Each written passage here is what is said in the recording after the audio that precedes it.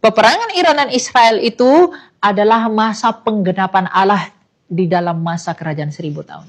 Itu adalah tanda Tuhan Yesus mengatakan kamu akan mendengar deru perang dan lain sebagainya. Kita akan mendengar itu semuanya. Dan itu adalah tanda penggenapan Allah di dalam waktu-waktu ilahi ini. Jadi penciptaan kembali setelah Yesus datang yang kedua, kebangkitan terjadi, lalu kita orang yang masih hidup ini diubahkan seketika lalu menyongsong dia ke angkasa, baru setelah itu terjadilah penciptaan kembali. Terjadilah pengadilan yang dahsyat. Nah, setelah pengadilan itu terjadi, semua dihakimi. Yang tidak percaya Kristus akan dibinasakan ke neraka.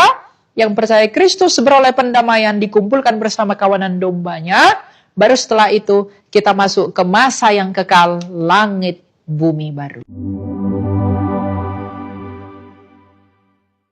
Shalom saudara-saudara terkasih dalam Tuhan kita Yesus Kristus. Kembali lagi bersama dengan saya Elia Maren di program 3 Hari Channel. Nah, berhubung saat ini lagi marak dan menguap pemberitaan tentang peperangan antara Israel dan juga Iran, kemudian ini dihubungkan dengan keadaan akhir zaman yang ada di dunia ini. Apakah memang hal itu benar-benar tanda akhir zaman? Betul sekali. Tetapi perlu kita mengetahui kita sedang hidup di masa apa dan seperti apakah kita menurut perspektif eskatologi Alkitab. Oleh karena itu sekarang kita akan belajar tentang peta zaman menurut kitab suci. Nah, di sini saya telah menyediakan peta zaman. Yang pertama ada masa penciptaan yang pertama. Dimulai dengan Kejadian 1:1, pada mulanya Allah menciptakan langit dan bumi. Jadi di zaman penciptaan yang pertama adalah Allah menjadikan segala sesuatu untuk manusia. Allah menciptakan langit dan bumi ini, Allah menciptakan bumi ini untuk manusia. Makanya dalam ayat 26 dikatakan 26 dan 28 ya. Tuhan berkata apa? Beranak cuculah dan penuhilah seluruh bumi. Dan bertambah banyaklah, penuhkanlah bumi, berkuasalah atas ikan-ikan di laut dan burung-burung di udara. Jadi pada masa penciptaan Allah menciptakan apapun yang ada di bumi ini untuk manusia. Tapi setelah kejatuhan manusia ke dalam dosa, maka Tuhan memberi aturan untuk membatasi manusia itu tetap teratur di dalam keberdosaannya, maka memasuki masa Taurat dan para nabi. Dan kemudian di zaman Taurat dan para nabi ini, sampai hari ini mereka mewariskan dua hal, yaitu kitab Taurat, 5 kitab Musa, atau yang disebut dengan Pentateuch, dan juga kitab para nabi atau Nefim yang kita sebut dengan perjanjian lama. Dalam hal ini Yesaya, Yeremia, Amos, Obadya, dan lain sebagainya. Lalu kemudian setelah genap waktunya, datanglah Mesias pada kedatangan yang pertama. Di kedatangan yang pertama ini dibuka dengan Ibrani 1 ayat yang pertama.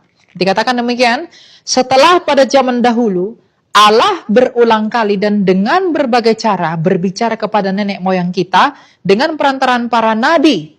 Berarti dulu Allah berbicara kepada nenek moyang kita melalui perantaraan para nabi, maka sekarang pada zaman akhir ini Ia berbicara kepada kita dengan perantaraan anaknya yang telah Ia tetapkan sebagai ahli waris segala sesuatu. Dikatakan pada zaman akhir ini, berarti kalau pada zaman akhir ini adalah ketika kedatangan Kristus yang pertama. Jadi ketika Tuhan Yesus datang pada kedatangan yang pertama, itulah zaman akhir. Dan kita sedang hidup di zaman akhir. Jadi kedatangan Kristus yang pertama, itu adalah zaman akhir. Dan ketika dia datang pada kedatangan yang pertama, Ia mendirikan gerejanya, Ia mendirikan jemaatnya, dan ketika Ia terangkat ke surga, Ia meninggalkan satu masa, yaitu kerajaan 1000 tahun atau masa gereja. Nah, banyak orang yang salah menafsirkan atau kurang tepat dalam menafsirkan di dalam pandangan lain tentang kerajaan 1000 tahun. Mereka percaya bahwa kerajaan 1000 tahun itu adalah nanti. Tapi mari kita pelajari bersama di dalam Wahyu yang ke-20 ayat yang pertama sampai yang ke-6 tentang kerajaan 1000 tahun. Perlu diketahui teman-teman bahwa kerajaan 1000 tahun tidak boleh ditafsirkan dengan makna harafiah. Bahwa kerajaan 1000 tahun betul-betul 1000 tahun lamanya. Menafsir kitab Wahyu, ingat kitab Wahyu adalah kitab apokaliptik. kitab yang penuh dengan dan syarat akan makna simbolik. Kalau kita ingin menerjemahkan kitab Wahyu dengan simbol, maka kita tidak boleh menerjemahkan yang lainnya dengan makna yang harafiah. Jadi kerajaan 1000 tahun bukanlah kerajaan betul selama 1000 tahun persis seperti yang kita hitung dalam tahun-tahunnya sekarang. Tapi apa yang disebut dengan kerajaan 1000 tahun? Kerajaan 1000 tahun di dalam yang disebut dengan pemahaman gematria. Gematria Ibrani. Dalam gematria Ibrani, angka 10 adalah angka yang genap. 10 adalah angka yang genap. Sedangkan 3 adalah angka ilahi, merujuk kepada angka Tritunggal. 3 adalah angka ilahi. Jadi 10 kali 10 kali 10 sama dengan 1000 adalah angka kegenapan ilahi. Kalau dikaitkan dengan kerajaan 1000 tahun, artinya kerajaan 1000 tahun itu adalah kerajaan yang genap di dalam waktu yang ilahi. Jadi itu bukan waktu beneran 1000 tahun. Sama seperti 144.000 yang masuk surga di kitab Wahyu, itu bukan 144.000 betulan. Itu perkalian 12 kali 12 kali 1000. 12 yang pertama mewakili perjanjian lama, 12 yang kedua mewakili perjanjian baru yang diwakili 12-nya Rasul Kristus, dan 1000 adalah kegenapan waktu ilahi. Jadi 144.000 itu bukan dimaknai secara harafiah. Demikian juga kerajaan 1000 tahun itu bukan kerajaan benar-benar 1000 tahun seperti yang dipahami oleh banyak orang, tapi itu adalah kerajaan di dalam waktu kegenapan ilahi. Berapa lama waktunya tidak tahu, tapi yang pasti itu terjadi mulai dari kedatangan Kristus yang pertama sampai nanti kedatangan Kristus yang kedua. Jadi apakah kita sedang hidup di dalam kerajaan 1000 tahun? Iya, kita sedang hidup di dalam masa kerajaan 1000 tahun saat ini. Ada orang-orang yang berkata, kalau kita sekarang sedang hidup dalam kerajaan 1000 tahun, bagaimana dengan Wahyu 20 bahwa iblis sudah diikat? Kalau begitu, mari kita pelajari apa maksud bahwa iblis diikat. Kita baca mulai dari Wahyu yang ke-20. Wahyu yang ke-20 ayat yang pertama sampai yang ke-6 tentang kerajaan 1000 tahun.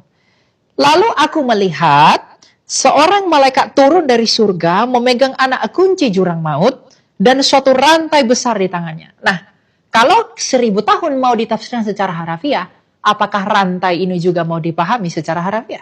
Tentu tidak. Jadi rantai di sini adalah simbol saja yang menyingkapkan suatu makna dari apa yang ingin disampaikan oleh Allah melalui Rasul Yohanes dalam penglihatannya di Pulau Patmos ini. Ayat yang kedua, ia menangkap naga, si ular tua itu yaitu iblis dan setan, dan mengikatnya selama 1000 tahun. Jadi iblis ini diikat selama 1000 tahun. Ya, ia melemparkannya ke dalam jurang maut, lalu menutup jurang maut itu dan memeteraikannya di atasnya, supaya ia jangan lagi menyesakkan masa-masa sebelum berakhir masa 1000 tahun itu. Artinya apa? Iblis itu diikat selama 1000 tahun, dan dikatakan apa? Setelah itu akan dilepaskan untuk sementara waktu. Artinya, iblis itu di dalam kerajaan 1000 tahun ini akan diikat. Tetapi di akhir masa kerajaan ini dia akan dilepaskan. Nah, apa artinya bahwa iblis ini diikat di dalam masa kerajaan 1000 tahun? Diikat di dalam pemahaman orang Yahudi. Diikat itu artinya dibatasi kuasanya. Nah, iblis itu dibatasi kuasanya selama masa 1000 tahun, itu artinya apa? Iblis itu dibatasi dustanya, dibatasi kebohongannya oleh pemberitaan Injil di dalam masa gereja ini. Jadi sekarang iblis itu sedang diikat, yang artinya apa? Dusta iblis itu belum bisa mengalahkan pemberitaan Injil. Yang artinya di dalam masa kerajaan 1000 tahun sekarang ini, iblis sedang dibatasi kuasanya dan tidak dapat berbuat yang lebih kuat daripada pemberitaan Injil itu sendiri. Dan nanti dikatakan dalam Wahyu 20 ayat 3, setelah kerajaan 1000 tahun ini berakhir, artinya di ujung kerajaan 1000 tahun itu, Iblis akan dilepaskan untuk sementara waktu. Itulah yang kita sebut dengan masa tribulasi atau masa penganiayaan. Nah, kita lanjutkan dulu dengan kerajaan 1000 tahun. Kerajaan 1000 tahun ayat 4. Lalu aku melihat tahta-tahta dan orang-orang yang duduk di atasnya. Kepada mereka diserahkan kuasa untuk menghakimi. Aku juga melihat jiwa-jiwa mereka yang telah dipenggal kepalanya karena kesaksian tentang Yesus dan karena firman Allah. Yang tidak menyembah binatang itu dan patungnya, dan juga tidak menerima tandanya pada dahi dan tangan mereka. Mereka hidup kembali dan memerintah sebagai raja bersama Kristus untuk masa 1000 tahun. Siapakah yang kepalanya dipenggal ini? Siapakah mereka yang mati dan memerintah bersama Kristus selama 1000 tahun? Itu adalah para martirnya Kristus yang dibangkitkan menurut roh yang terjadi di dalam masa gereja ini. Jadi para martirnya Tuhan Yesus yang mati di zaman 1000 tahun sekarang ini, mereka dibangkitkan secara roh ke Firdaus dan di sana mereka memerintah bersama-sama dengan Kristus untuk masa sebelum kedatangannya yang kedua kali.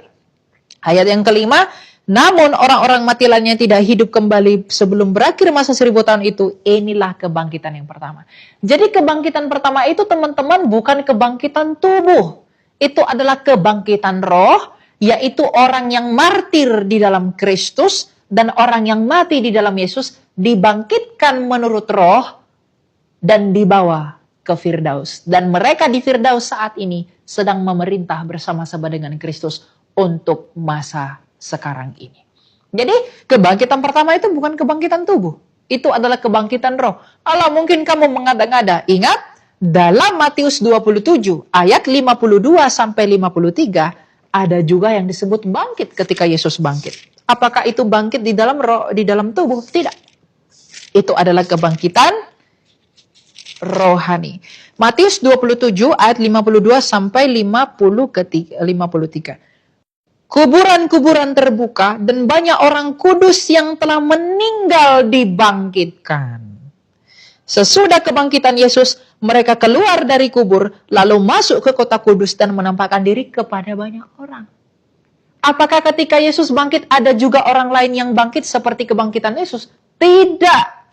Karena yang bangkit di dalam tubuh hanyalah Yesus, tetapi yang dimaksudkan di ayat ini, orang lain yang bangkit itu adalah orang-orang perjanjian lama yang dibangkitkan secara roh, yang dibebaskan dari tawanan maut, dan dibawa Kristus ke Firdaus. Jadi kebangkitan pertama itu bukan kebangkitan tubuh, tapi itu kebangkitan roh bagi mereka yang dibawa oleh Kristus ke Firdaus yang hidup di dalam masa kerajaan 1000 tahun ini. Ya, jadi kerajaan 1000 tahun itu bukan nanti, tapi itu sekarang dan kita sedang hidup di dalam kerajaan 1000 tahun ini di mana dusta iblis belum mampu berkuasa yang dihambat oleh pemberitaan Injil. Jadi Injil itu belum mampu dibendung oleh dusta iblis. Tapi nanti di akhir masa kerajaan 1000 tahun ini, mereka akan dilepaskan yang artinya apa? Pemberitaan Injil akan di-stop, pemberitaan Injil akan dianiaya, dan mereka akan menganiaya orang-orang kudus milik Allah. Nah, setelah kerajaan 1000 tahun, maka kita akan memasuki masa tribulasi. Di akhir masa kerajaan 1000 tahun, di akhir masa gereja ini, akan terjadi masa penganiayaan yang disebut dengan masa tribulasi. Nah, masa penganiayaan ini apakah orang Kristen ikut mengalami penganiayaan? Beberapa orang mengatakan orang Kristen akan diangkat sebelum penganiayaan. Tapi hal itu tidak tepat. Mengapa? Mari kita lihat sabda Tuhan Yesus mengenai penganiayaan ini dalam Matius 24 ayat 21 sampai 22.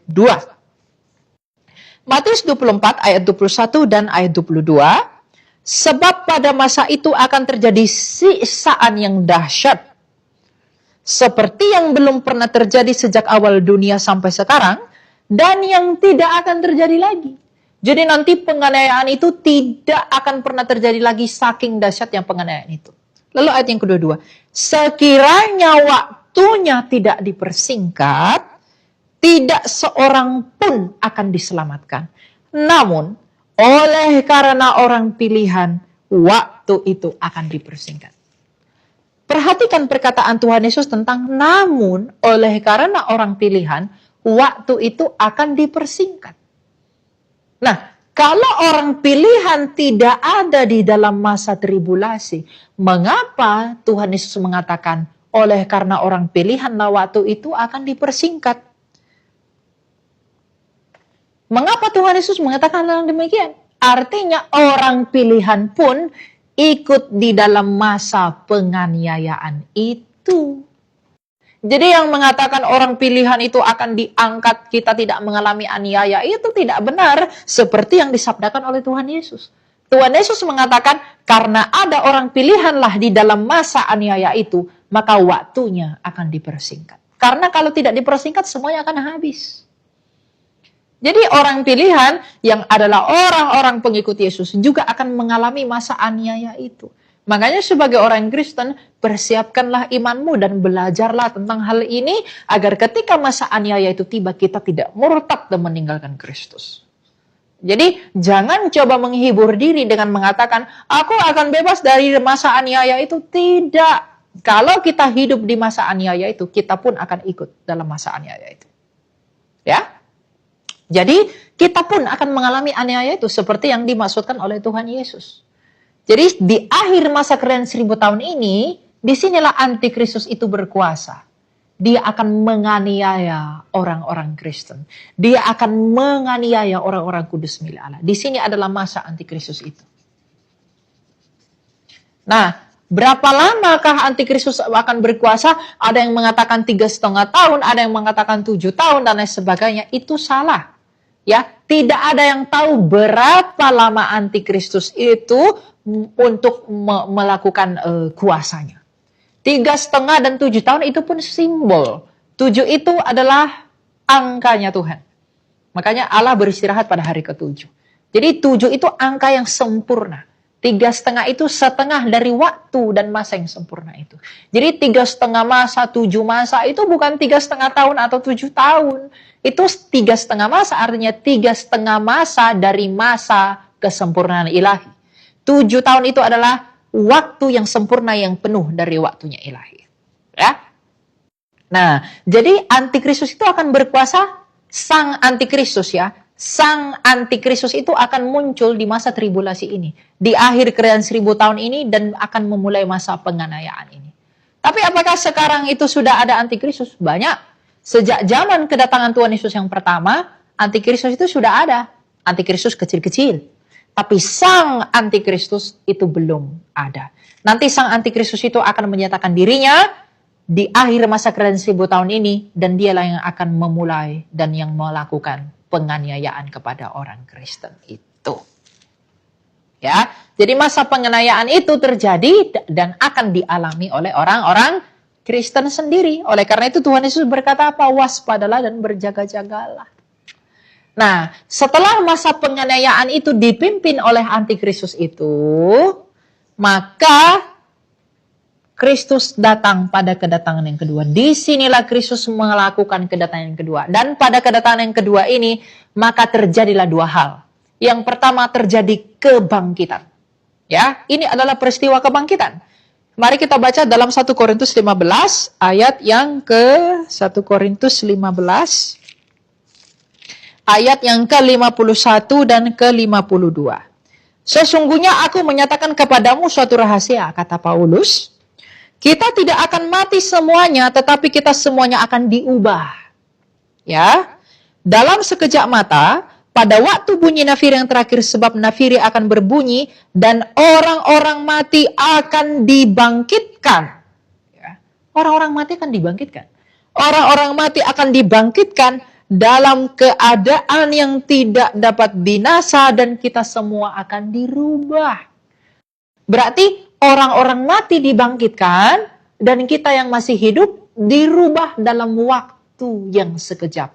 Dan ketika orang-orang mati ini dibangkitkan dari kubur, mereka dibuat dalam keadaan yang tidak dapat binasa, maka kita yang masih hidup ketika melihat Tuhan Yesus datang, kita akan diubahkan seketika dan kita menyongsong dia ke angkasa, maka itulah yang disebut dengan pengangkatan itu. Jadi pengangkatan bukan sebelum antikristus. Pengangkatan itu adalah terjadi pada saat kebangkitan itu terjadi. Ya, jadi ketika kedatangan Kristus yang kedua, orang mati akan dibangkitkan dari kubur. Lalu kita yang masih hidup ketika dia datang, kita akan diubahkan seketika lalu menyongsong dia ke angkasa seperti yang dikatakan oleh 1 Tesalonika 4. 1 Tesalonika 4 ayatnya yang ke-14 dan 17. Karena jikalau kita percaya bahwa Yesus telah mati dan bangkit, maka kita percaya juga bahwa dengan perantaraan Yesus, Allah akan mengumpulkan bersama-sama dengan dia mereka yang telah meninggal. Hal ini kami katakan kepadamu dengan firman Tuhan, kita yang masih hidup, yang masih tinggal sampai kedatangan Tuhan, sekali-kali tidak akan mendahului mereka yang telah meninggal. Nah, kalau orang-orang mengatakan kita akan diangkat, kapan kita akan diangkat?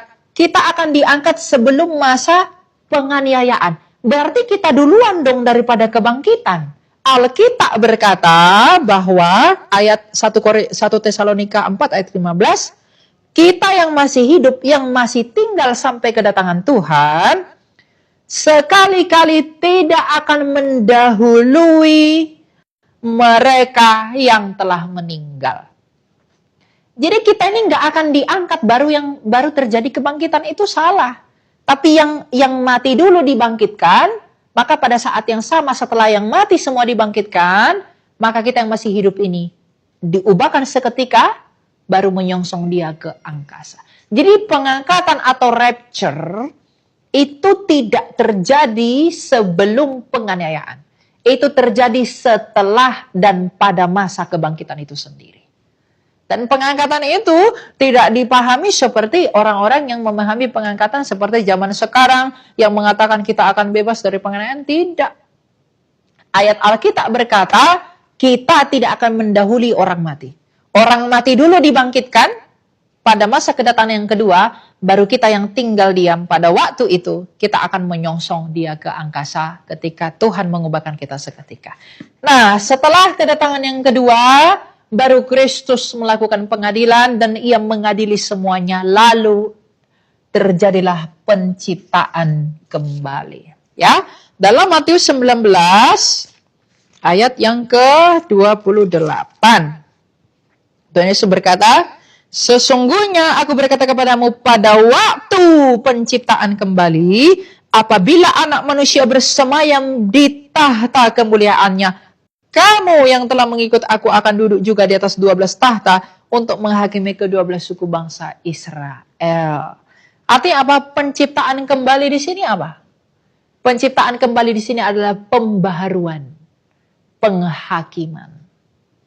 Ya, jadi penciptaan kembali setelah Yesus datang yang kedua, kebangkitan terjadi, lalu kita orang yang masih hidup ini diubahkan seketika lalu menyongsong dia ke angkasa. Baru setelah itu terjadilah penciptaan kembali.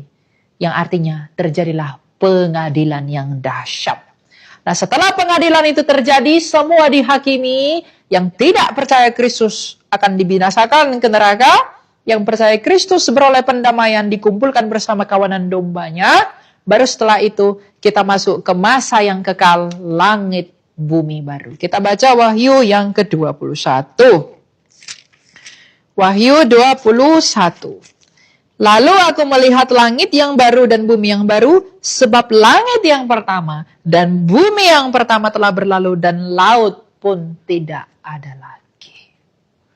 Dan di dalam masa langit bumi baru itulah, disitulah Kristus akan memerintah, Yerusalem baru akan turun, yaitu orang-orang kudus milik Allah, di langit bumi baru, dan disitulah kita bersama-sama dengan Kristus, anak Allah yang hidup, gambar Allah yang tak kelihatan itu, untuk selama-lamanya. Artinya di langit bumi baru ini, kita kembali kepada keadaan yang semula seperti masa penciptaan, di mana dosa, maut, penderitaan tidak ada lagi. Inilah peta zaman. Nah, apa hubungannya ini semua dengan keadaan Iran dan juga peperangan Iran dengan Israel? Peperangan Iran dan Israel itu adalah masa penggenapan Allah di dalam masa kerajaan 1000 tahun ini. Itu adalah tanda Tuhan Yesus mengatakan kamu akan mendengar deru perang dan lain sebagainya. Kita akan mendengar itu semuanya. Dan itu adalah tanda penggenapan Allah di dalam waktu-waktu ilahi ini. Jadi ada banyak zaman. Yang pertama penciptaan, yang pertama langit dan bumi diciptakan, masa Taurat dan para nabi, nubuatan tentang Mesias yang akan menyelamatkan. Lalu kemudian kedatangan pertama Mesias itu datang. Lalu kerajaan 1000 tahun, kita sedang di dalam masa kerajaan 1000 tahun, masa gereja. Lalu di akhir masa kerajaan 1000 tahun itu, iblis akan dilepaskan. Artinya apa? Iblis akan diizinkan menganiaya dan menghambat penginjilan. Itulah masa tribulasi, masa antikristus berkuasa yang akan menganiaya kita. Lalu setelah itu berakhir, Kristus akan datang dan membinasakan antikristus itu. Maka terjadilah dua hal, kebangkitan dan pengangkatan kita. Orang mati dibangkitkan, baru kemudian orang yang masih hidup akan menyusul. Bukan terbalik, orang diangkat dulu baru kebangkitan, itu salah. Tadi 1 Tesalonika 4 ayat 14-17 kita sudah baca, kita tidak akan pernah mendahului yang udah mati. Yang udah mati dulu dibangkitkan, baru kita yang hidup menyongsong mereka ketika Kristus datang. Baru setelah kedatangan kedua itu terjadilah penciptaan kembali, di mana Kristus bersama dengan saksi-saksinya akan mengadili semua dan menghakimi semuanya. Setelah itu orang-orang kepunyaannya, orang-orang pilihan Kristus akan ditempatkan di langit bumi baru, yang artinya kita kembali ke tujuan semula mengapa Allah menciptakan kita dan langit dan bumi.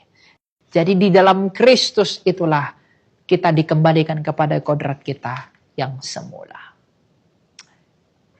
Jadi semoga ini dapat membantu teman-teman untuk dapat mengerti tentang kebenaran kerajaan Allah.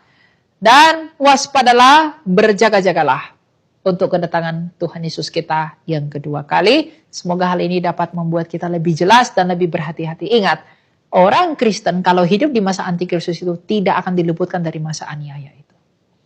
Ya, yang mengajarkan bahwa kita akan diluputkan dari masa aniaya itu hanya akan menina bobogan kamu dan imanmu. Kalau kamu mengatakan aku akan diangkat, aku tidak akan mengalami aniaya. Bukankah kita adalah hamba dan Kristus adalah Tuhan? Dia sendiri dia aniaya, siapakah kamu dan saya tidak akan mengalami aniaya? Jadi jangan hibur dirimu dengan mengatakan aku akan dibebaskan dari aniaya. Tidak. Kita akan ikut dianiaya. Oleh karena itu persiapkan imanmu. Mari belajar dengan iman kita teguhkan. Kita meminta pertolongan dari Roh Allah agar Ia menolong kita, menguatkan kita dan menuntun kita kepada seluruh kebenaran itu dan tidak takut pada kematian. Ingat, iblis itu hanya takut kalau kamu tidak takut pada kematian. Kalau kamu takut kepada kematian, iblis akan mempermainkan kamu. Tapi kalau kamu tidak takut kematian, disitulah iblis takut. Sebab kuasa iblis yang paling kuat adalah kematian. Maka kalau kamu tidak takut pada kematian, maka iblis itu yang akan takut kepada kamu. Untuk itulah para rasulnya Kristus di dalam masa kerajaan 1000 tahun ini, mereka telah rela mati martir demi Kristus karena mereka tidak takut pada kematian, tapi iblislah yang takut kepada mereka. Dan upah akibat mereka rela mati demi Kristus apa? Upah dari mereka tahan di dalam penganiayaan itu apa? Mereka memerintah bersama Kristus di dalam kerajaan kekekalan Kristus ini. Dan sebagai tambahan saya perlu katakan kerajaan 1000 tahun itu hanya dibahas dalam Wahyu 20 ayat 1-6. Di luar itu tidak ada. Jadi kalau kita menafsirkan kerajaan 1000 tahun itu nanti dan benar-benar 1000 tahun itu tidak tepat.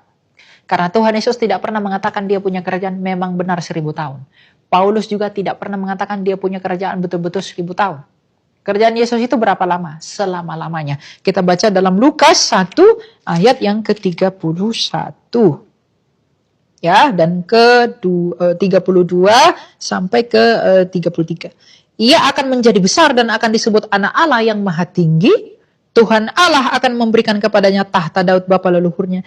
Ia akan memerintah atas keturunan Yakub sampai selama-lamanya dan kerajaannya tak berkesudahan.